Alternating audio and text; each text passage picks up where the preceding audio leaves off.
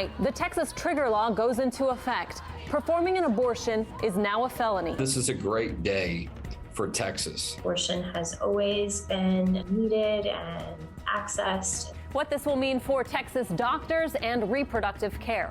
Plus, out-of-state abortions. People are coming from all over Texas to Kansas. 80% of our patients were coming from out of state. Things were bad. They have gotten worse.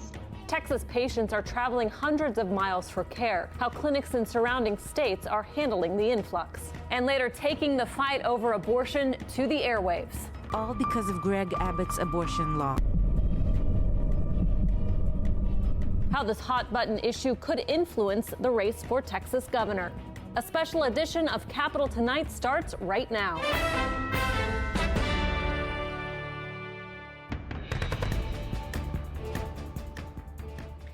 Thanks for joining us here on Capitol Tonight. I'm Karina Kling. 2 months ago, the Supreme Court undid 50 years of precedent and overturned the constitutional right to an abortion. Today, Texas's so-called trigger law took effect, making performing an abortion a felony, punishable by life in prison. Our Charlotte Scott has more on what this means for Texas doctors and patients.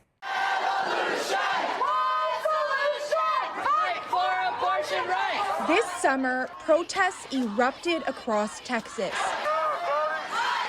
The fate of legal abortion was unclear.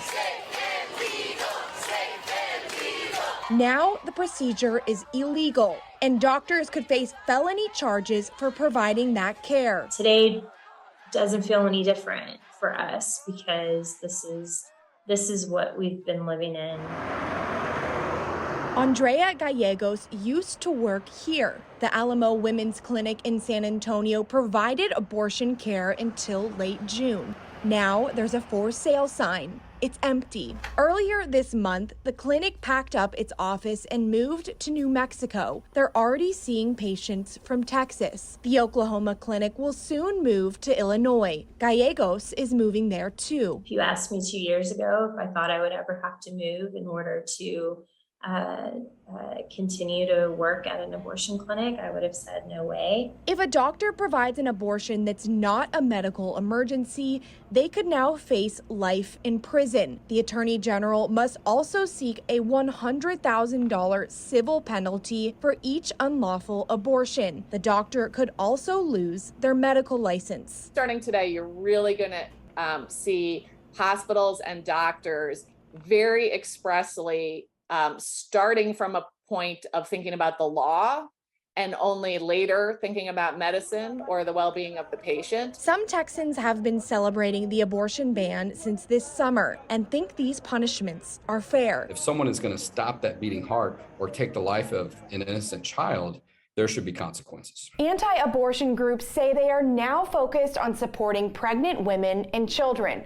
Abortion advocates say abortions will continue in Texas, but now they'll be unsafe. For Capitol Tonight, I'm Charlotte Scott. Even before the trigger law took effect, thousands of women were traveling out of state for care each month due to Texas's 6-week abortion ban. But those options are also now more limited. Take a look at this map. Nearby states like Oklahoma, Arkansas, and Louisiana have also now banned nearly all abortions. The closest options for abortion care are now New Mexico, Colorado, and Kansas. 12 states in total banned nearly all abortions since the Supreme Court's decision to overturn Roe. And Texas was not the only state with a trigger law going into effect today. Idaho and Tennessee also enacted abortion bans. North Dakota's will go into effect tomorrow. And as the states near Texas where abortion remains legal see a surge in women seeking the procedure, doctors and abortion rights advocates say traveling is taking an emotional toll, and they're worried about the patients in their own communities. Irina Diamante has more. Last year, after Texas banned abortions after 6 weeks of pregnancy, the number of out-of-state patients seeking care at the University of New Mexico Center for Reproductive Health surged to 80% of all patients from 20%. Many of the new patients from Texas. The very beginning of my appointments with them is just trying to reassure them that I'm not judging them, right? That's not things that I believe, that I'm sorry that they had to go through this amount of trauma just to get basic medical care. Several Several states have passed so-called trigger laws to ban or severely restrict abortions once the Supreme Court gave them permission to. The trigger law in Texas, outlawing and criminalizing all abortions, took effect Thursday. Advocates say they now expect even more Texans to head out of state for the procedure. We have already reached capacity of the number of patients we can safely take care of. What's going to happen is any of those additional women from Texas who now can't get care there are going to have to look even further away. In 2021, the Colorado-based advocacy group Cobalt spent $6,000 to help patients cover travel-associated costs to get an abortion. So far this year, they have already spent $100,000. Somebody had an ectopic pregnancy and they had to drive 10 hours to Colorado for care, and through rural parts of the state where there may not be reliable emergency medical care if something terrible had happened. So it really just takes this awful emotional toll. Trust Women can continue offering the procedure in Kansas after a statewide vote in favor of abortion rights. Officials there say they're now mostly serving people out of state and have seen Texans from as far south as Galveston. Our call volume is really where the real sense and scope of this crisis can be seen. We're averaging around 500 calls a day. We can't answer that many calls, obviously, and that's far more appointments that are needed than we actually have available. Since these abortion providers are scheduling appointments anywhere from 2 to 5 weeks out, they're concerned people from their own communities will be forced to seek care out of state too. Some have added doctors and other staff, but the 4 clinics that are in Kansas cannot solve this, and neither can New Mexico or Colorado, right? the Biden administration's Justice Department is vowing to ensure some access to abortions. This as some Republican-led states consider further restrictions on the procedure. But this week, a federal judge in Texas halted the administration from requiring hospitals to perform the procedure in medical emergencies. In Washington, Rena Diamante, Capitol Tonight. And joining us now is Fort Worth Republican State Representative Matt Krause, who supports and voted for the trigger law. Representative Krause, nice to see you. Thanks for being on the program. A lot of concerns have been raised about this law, particularly from doctors who say there's a lack of guidance for medical emergencies. So how do they continue to practice without fear of litigation, without fear of going to prison, being fined, losing their license? Yeah, I think most doctors understand when a mother's life is truly at risk. I know in some other states we've seen some try to get through some loopholes to make that life of the mother exception a little larger. But I think doctors, by and large, understand when that woman's life is at risk. And as you know, in Texas, in that situation, there is an exception for that. And so I think doctors understand that, know where that point is. And I think that's going to continue to give them guidance. What they're not going to be able to do is perform the procedures that take a life of the child, absent the exception for the life of the mother. And I think that's a good thing here in Texas. I hear what you're saying, but I know that we have heard from doctors, and there have been some studies even since the state's Senate Bill 8 has been approved, the restrictive abortion law that limits it to 6 weeks basically, but that there have been delayed in treating pregnancy complications until the patient's lives were in danger. I mean, is there some tweak that's needed to the language to make it more clear for doctors? Well, I know at the outset, right, it was the doomsday scenario. If this law goes into effect, if the heartbeat bill law goes into effect, we're going to have all these issues. We're going to have all these problems. We're going to have all these healthcare emergencies. And we just haven't seen any of that come to fruition. So I think as the law continues to take effect and the trigger ban today takes effect, I think doctors and healthcare professionals are going to be able to figure out how to navigate that landscape and do it in a way that's legal and make sure that they are not violating the law. And I think when it comes down to it, at the end of the day, most of those abortion providers or those doing the abortion procedure knew exactly what they were doing, and many of those instances weren't done in the life of the mother for that exception, but were in spite of that. And I think that's what we're trying to cut down on, and that's what will be limited thanks to these laws going into effect. Representative Krause, why is there no exception for rape or incest? I think you saw a lot of discussion on that, both in the House and both in the Senate. And at the end of the day, legislators said, look, one violent action does not necessarily justify another violent action. I don't think anybody disagrees that it is heinous, that it is horrible, that it is evil. And I'll tell you one thing that helped me is I've talked to several women who have given birth two babies that were conceived through rape. Not one of those mothers has ever told me I regretted that decision of giving that child a life.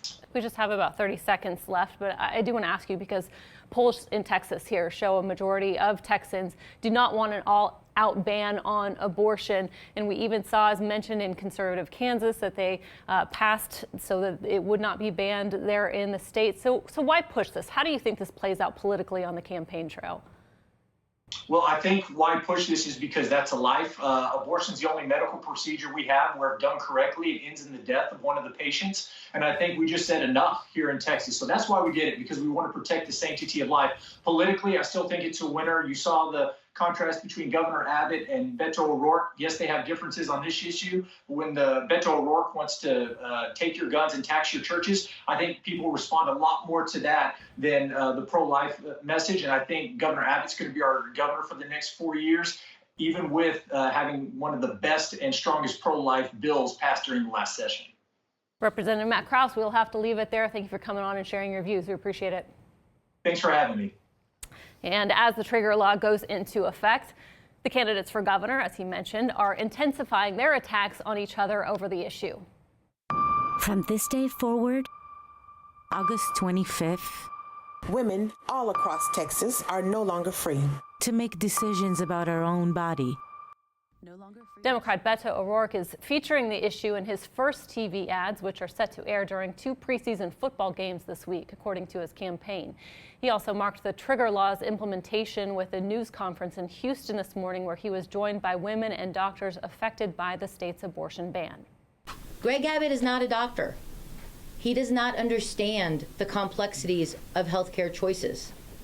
And so for the first time, you're seeing doctors wake up and realize that if we're not in politics, if we don't work to elect somebody like Beto O'Rourke, then we don't get to practice medicine the way we need to.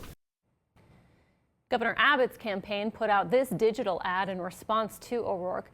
They did not address the trigger law, but instead focused on O'Rourke's record on the issue, pointing out that as a congressman, O'Rourke voted against legislation that sought to create requirements for the care of an infant after a failed abortion. Other Democratic statewide candidates are capitalizing on the trigger law going into effect today. There's a war on our personal freedom in Texas. Dan Patrick and Ken Paxton are leading the attack on our rights. We have lost total control over our own bodies. That's Rochelle Garza and Mike Collier with a joint social media ad urging voters to join them in fighting to restore abortion rights in the state. Collier is running for lieutenant governor against Dan Patrick, and Garza wants to defeat Ken Paxton in November. And joining us now is Rochelle Garza. Ms. Garza, welcome to the program. Thanks for being on with us. I know you lay a lot of this out in your ad, but what would you do as Attorney General to ensure that women have access to abortion? Well, first of all, thank you so much for having me on tonight. I'm running for Attorney General to restore integrity to the office and to restore our personal freedoms. My daughter was 3 months old when Roe versus Wade fell, and I am deeply committed to restoring access to abortion care. The Office of Attorney General has constitutional powers to protect Texans from this abortion ban, this extreme abortion ban. My intention is to make sure that doctors can continue saving lives and without fear of going to prison or losing their medical license, and making sure that we're partnering with district attorneys across the state of Texas to protect reproductive rights in state courts. I am deeply committed to restoring access to abortion care and our personal freedoms in the state of Texas. How much do you think the issue of abortion will get people to the polls and get people voting for you over your opponent, Ken Paxton? Look, this is a critical issue. We are in a critical moment. I want people to understand that it is not an overstatement that people will die as a result of this trigger ban, this total ban on abortion, where it doesn't matter if you're a victim of rape or incest, it doesn't matter your age. The narrow exception that existed to save the life of the mother, Ken Paxton has litigated to make sure that doctors cannot provide emergency medical abortions to folks. That means if you have an ectopic pregnancy, if you are miscarrying, an emergency room doctor cannot help you. With all that being said, I mean, the latest poll, and we've got that we can show you, has you down 2 points in this race. You will need money, you will need resources to kind of get this over the top. Right now, you don't have a lot of that, especially compared to your opponent. So what's needed to be able to introduce yourself to voters and get your message out there? Look, I'm proud of what we've done so far. We actually outraised Ken Paxton in the last reporting period by almost $200,000. He has the least amount of cash on hand of any of the top 3 Republican positions. He is absolutely weak. This is a race that we can win. This is the most winnable statewide race for Democrats. People are investing in our race. We are working with partners on a national level, on a statewide level, to make sure that we have the resources to communicate to voters and let them know that I am here to serve Texans, to fight for our families, not to engage in culture wars like Ken Paxton is. Your opponent has multiple legal challenges against him. I mean, are you going, or how are you going to exploit those? Look, Texans are learning more and more about Ken Paxton, and they don't like what they're seeing. Ken Paxton hasn't seen a crime that he doesn't want to commit because he does not believe the law applies to him. He is at risk of losing his law license because he tried to overturn the 2020 election. And he has been waiting for 7 years to answer for his securities fraud, when over 82% of felony criminal cases in the state of Texas are resolved within 1 year. Ken Paxton shouldn't be treated as special just because he has a position, the position that he has. He needs to be treated like every other Texan, and he needs to stop abusing his power, and Texans are going to vote him out in November. And I will say Ken Paxton continues to say that he has done nothing wrong in those situations. Rochelle Garza, we will have to leave it there. We'll get you back on as this campaign continues. Thank you so much for your time. All right, thank you. And we do want to note that we've invited Attorney General Paxton on the show, and we're still waiting to hear back.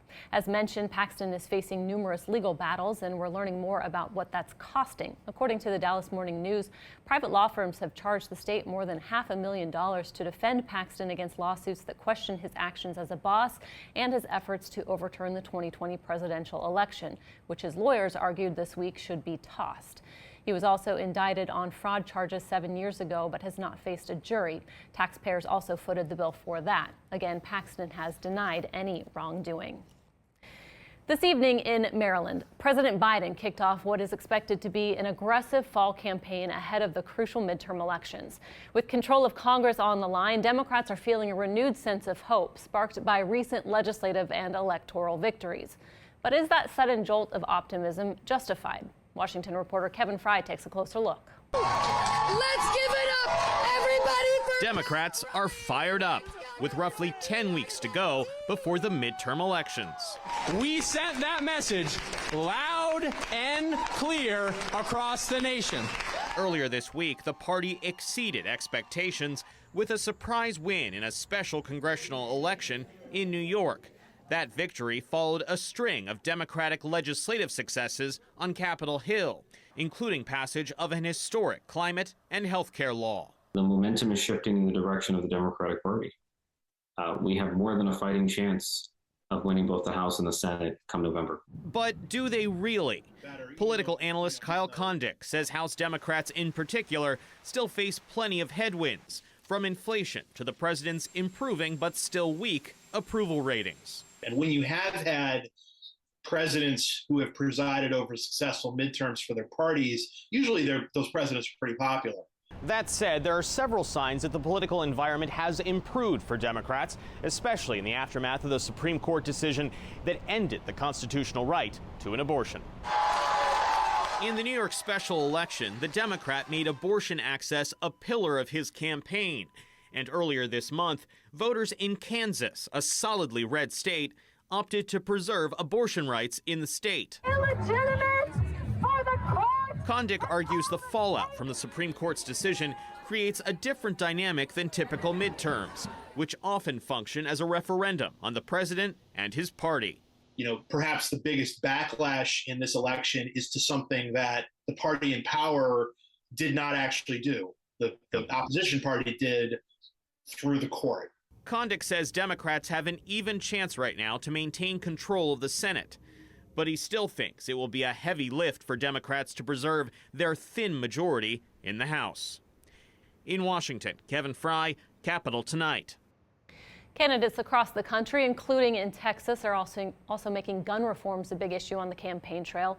Following the Uvalde school massacre, there's been some bipartisan support for raising the age to purchase a rifle to 21.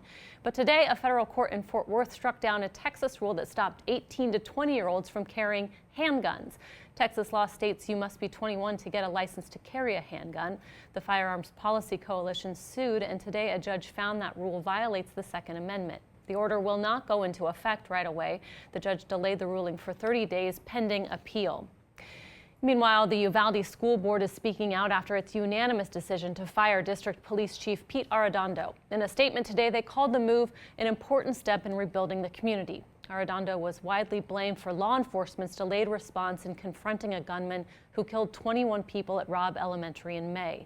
In a statement, the board pledged to work with an outside consultant and Texas DPS to find qualified officers to provide campus security. But some community members say they wish the board had acted sooner. It took him 3 months to make a decision to get him fired. This should have been made a long time ago. Hire the right replacement now that we finally got this man fired.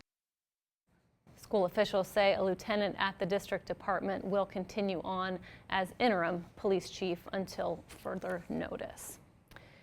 And that is all the time that we have tonight. We're back tomorrow with the latest in Texas politics. Until then, thanks for watching. Stay safe and have a great night.